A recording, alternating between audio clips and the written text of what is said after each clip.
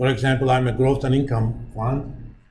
My prospectus says if I have cash, sometimes I decide I'm not going to be in stocks. I'm going to have to put it in bonds and stuff. Of course, to get higher yields, I would prefer corporate bonds, right? But if that bond is not triple B rated or better, even those mutual funds cannot invest it. So what am I going to do? First, let's handle the pension funds. This SPV is going to issue two bonds. The first bond, we're going to call it the senior, okay? I'm just making up numbers. 80 million is going to go there, okay? The other 20 is the junior. The difference between senior and junior, there's rights to the cash flow from the collateral pool, which are the mortgages. When the money comes in, 80% is attached to the senior. So the first 80% is sent to the senior pool. Think of this as two pools. Senior pool is above, and it's pretty deep as the water comes in, but there's also an opening at the end.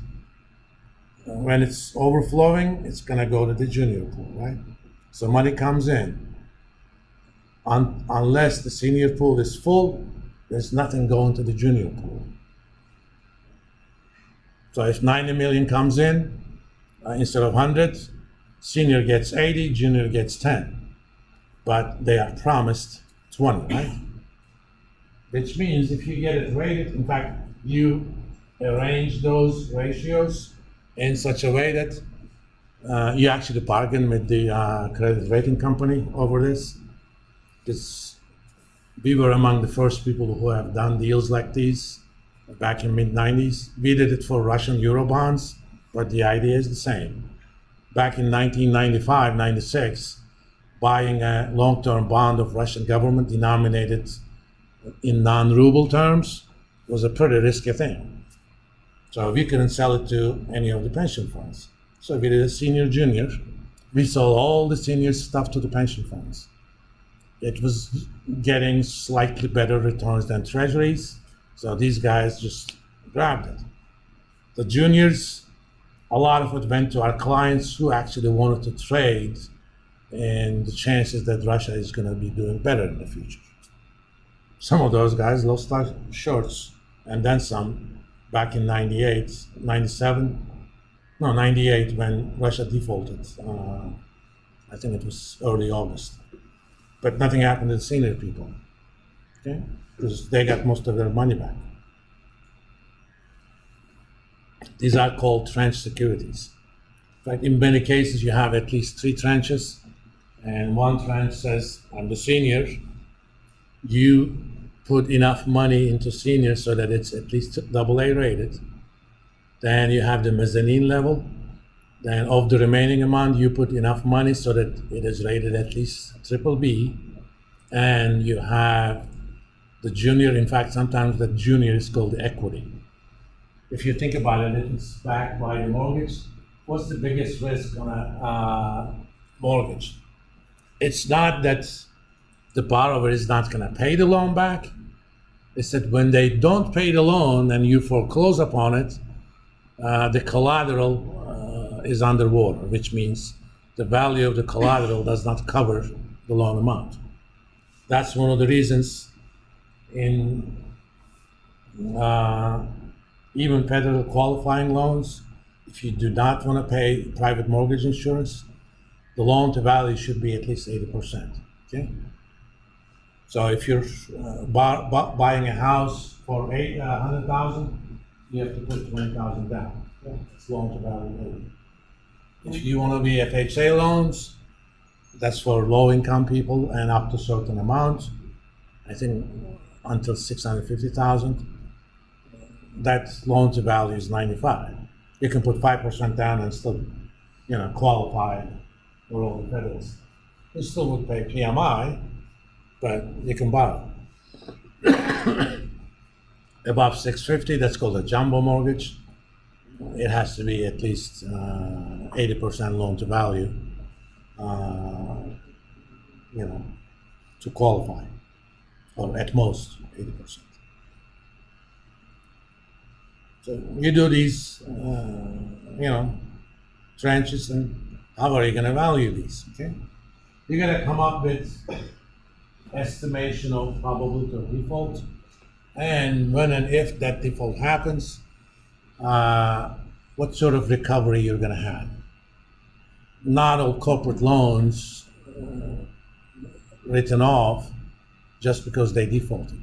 When a company defaults, what happens legally? Anybody knows? First, company declares bankruptcy.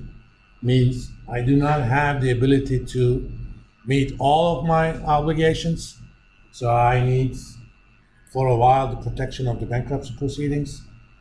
The court decides whether or not this company has any chance to live as an ongoing business.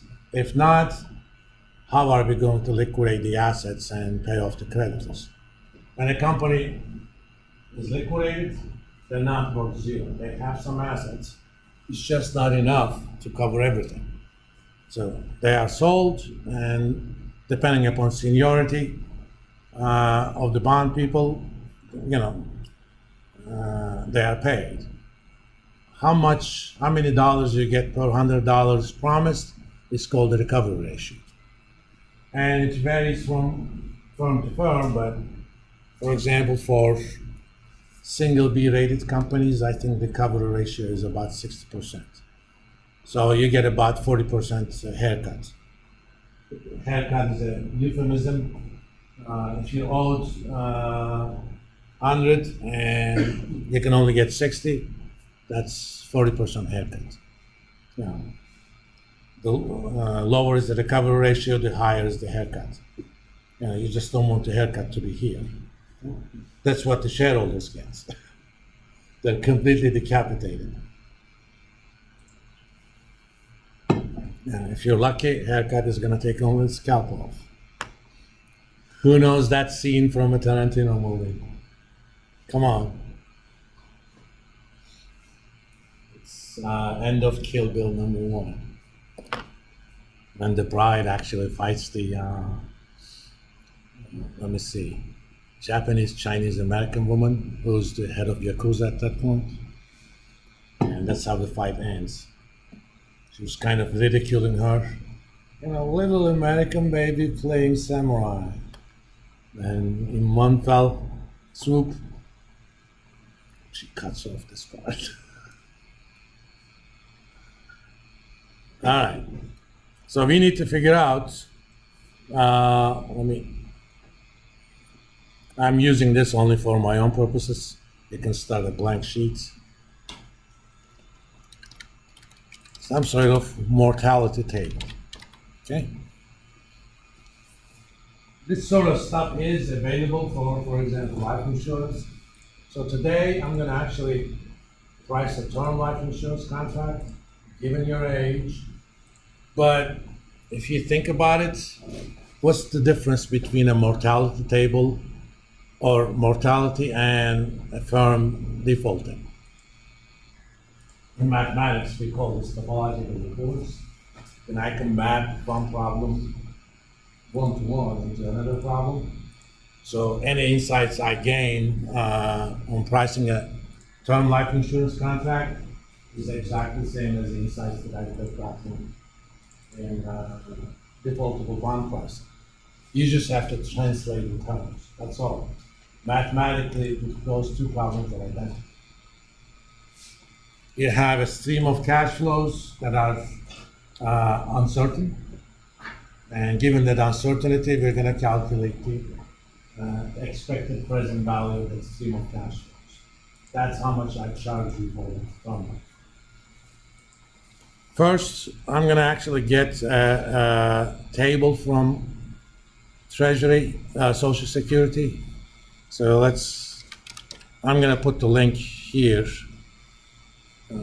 Social Security. This is for general population, but obviously if you're selling life insurance, you have detailed data on how mortality changes based on some observable characteristics. Are you a smoker? Do you have a PhD or a graduate degree? And oddly enough, people with graduate degrees, everything else being the same, live longer. Don't know why, presumably they're smarter. Not that that's a given. Just because somebody has a PhD doesn't mean they're smart. That means they were able to do one thing in very detailed fashion well over a long period of time. That's what a PhD is. I spend a lot of meetings with a lot of PhDs, especially in academics. You put a lot of PhDs into one room, they spend hours wordsmithing something that is totally unimportant. I actually call the academic faculty meetings, we play 12 monkeys. You probably are thinking about the movie 12 Monkey or the show 12 Monkeys. It has nothing to do with that. 12 Monkeys is similar to 3 Monkeys. Remember 3 Monkeys? I don't see, I don't hear, I know nothing. Okay? In academic meetings, we play 3 monkeys, but the role of each monkey is played by a committee of 4.